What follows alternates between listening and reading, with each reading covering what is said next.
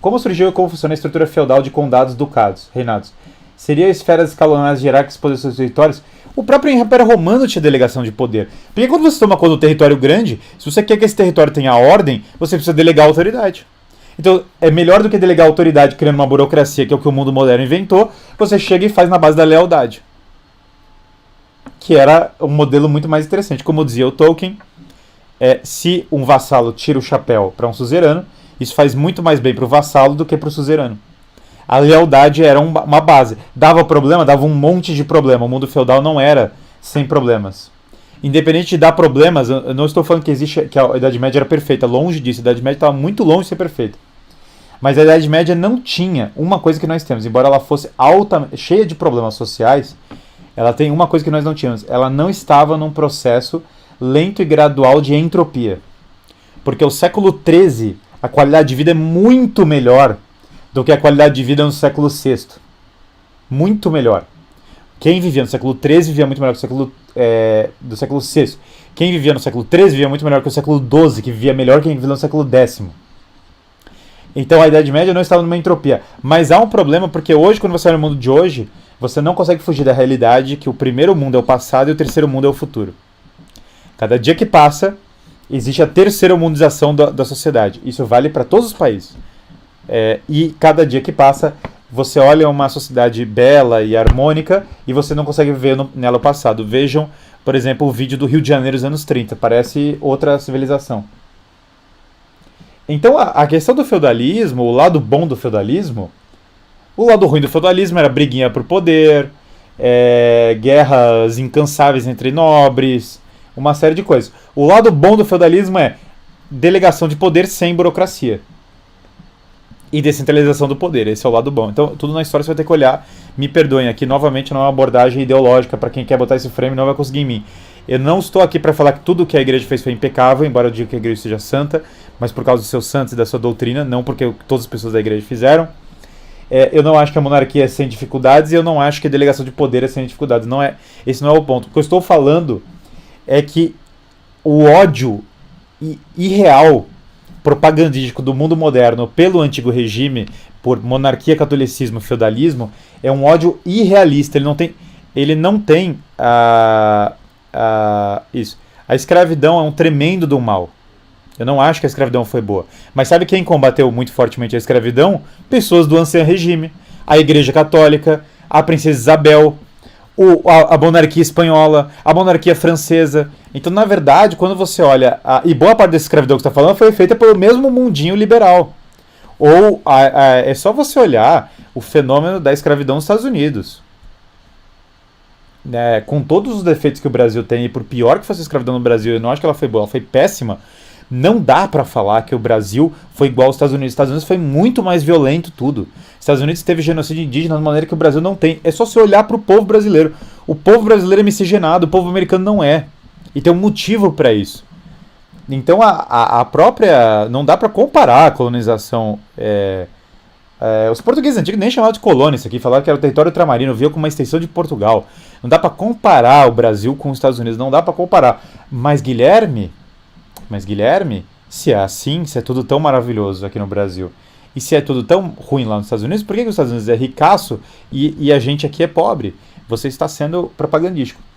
Então você pega, e ao longo do século XX inteiro, você bombardeia, você destrói a monarquia brasileira, você instala uma porcaria chamada Estados Unidos do Brasil, você cria uma burocracia infernal criada por esse desgraçado desse pombal, a maçonaria pilha esse país com toda a decadência política. Você acaba com a monarquia, você traz todas as doutrinas progressistas que deixam o crime rolar solto, e você gera um sistema político que é feito para favorecer a economia americana. Aí você acaba com o Brasil, importa todas as ideias ruins. A Ministério da Educação brasileira é todo baseado na educação progressista americana, porque a Anísio Teixeira, que é um dos fundadores do MEC, ela é aluno de John Dewey, que é um apologista do progressismo americano.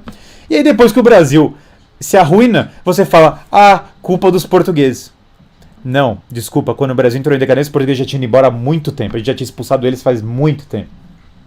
Se tem um português que é culpado da decadência nossa, sem dúvida é Pombal.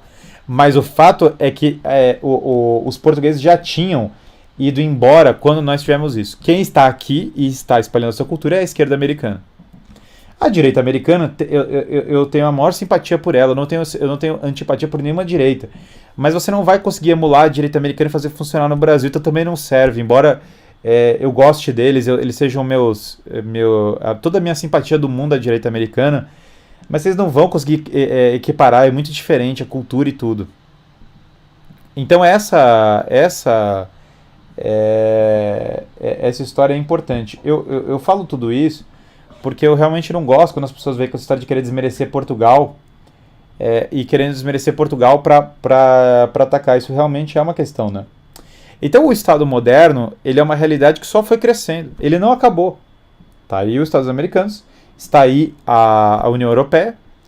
O grande representação é simples. A representação do Estado moderno no mundo ocidental são dois.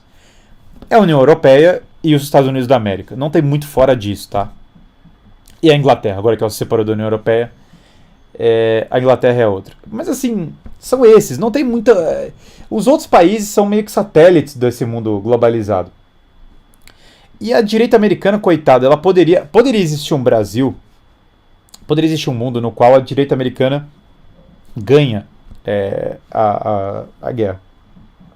Mas a direita americana ela sofre do mesmo problema do Brasil. Eles não se veem